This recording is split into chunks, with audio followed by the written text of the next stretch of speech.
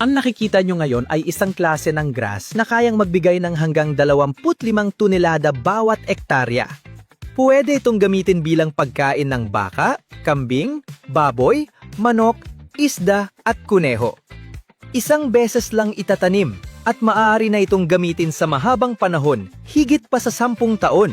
Mas lalo pa siyang tumutubo at humahaba kapag paulit-ulit mong pinuputol. Ito ang Kobayashi grass na dinevelop ng mga Japanese scientists para sa livestock dito sa Philippines. Wala itong balahibo sa stem, kaya mas madaling kainin at tunawin ng hayop. May taglay itong natural na nutrients tulad ng vitamins at minerals na nakakatulton para sa healthy growth at magandang kondisyon ng inyong mga alaga. Alam nyo ba? Ang nutrition content nito ay pwedeng umabot ng 10 beses na mas mataas kaysa sa karaniwang Sudan grass. Madali pa itong itanim kahit hindi masyadong alagaan. Tuloy-tuloy pa rin ang supply ng pagkain para sa hayop. Simple lang ang pagtatanim.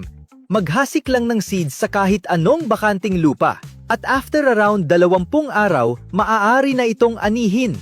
Bagay na bagay sa klima ng Philippines. Kahit baha o bagyo, matibay pa rin at pwedeng makatulong para sa mga magsasaka.